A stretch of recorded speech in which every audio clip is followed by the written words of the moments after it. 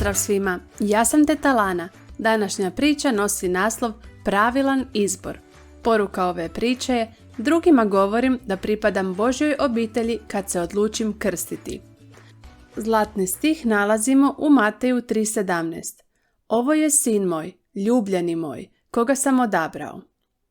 Kći mladog misionarskog para živjela je u Rusiji. Premda je Sara bila mlada, htjela se krstiti.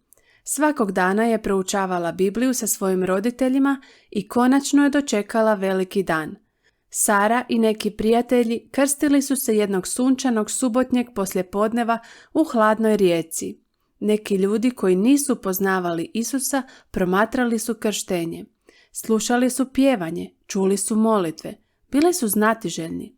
Toga dana Sara i njezini prijatelji govorili su nepoznatim ljudima o Božjoj obitelji. Kako? Time što su se odlučili krstiti.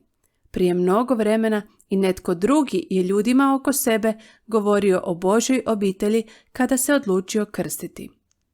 Žarke zrake podnevnog sunca odbijale su se od vode dok su ljudi slušali Ivanove ozbiljne riječi.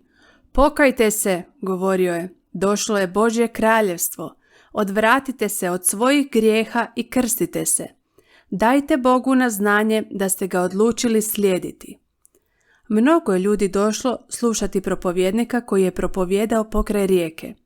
Neki su bili samo znatiželjni, ali Ivan nije bio neozbiljan propovjednik. Bio je odjeven u jednostavnu odjeću, hranio se jednostavnom hranom i propovijedao jednostavnu vijest. Toga dana se Ivan iznenadio i obradovao kada je ugledao Isusa kako prilazi rijeci. O Isusu je znao sve. Mjesecima je ljudima govorio da se pripreme za dolazak Mesije.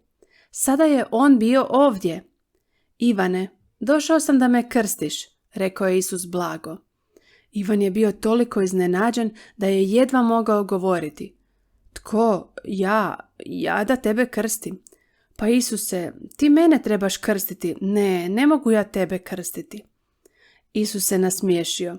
Ivane, krsti me kao što si krštavao druge. Tako je pravo. Ivan se nasmiješio. Ako je tako, hoću. Isus je polako ušao u vodu. Ivan je pošao za njim. Nasmiješio se Isusu, a onda pogledao mnoštvo. Uhvatio je Isusa za ruke i blago ga zaronio u vodu. Kada je Isus izašao iz vode, kleknuo je na obali rijeke. Znao je da je grijeh otvrdnuo ljudska srca. Znao je da mnogi od njih neće razumjeti njegovu misiju ljubavi. Zbog toga se obratio svojem ocu.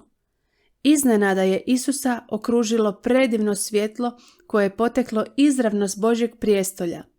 Isus je podigao glavu. Na njega se spustio Sveti Duh u obliku goluba, a Božji moćni glas odjeknuo je. Ovo je sin moj, ljubljeni moj, koga sam odabrao. Mnogi su tog dana promatrali Isusovo krštenje u rijeci Jordanu. Vidjeli su kako ga je okružilo nebesko svjetlo. Toga dana njihova je vjera ojačala.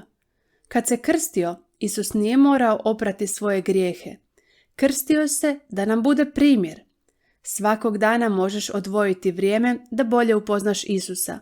Možeš mu zahvaliti što si dio njegove obitelji.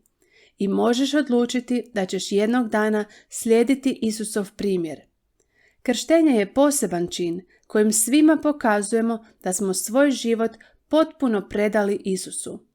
Njime govorimo drugima da je On očistio naš život. Bog se posebno raduje kada odlučimo postati dijelom njegove obitelji. On kaže: ti si moje dijete, ljubljeni moj, koga sam odabrao.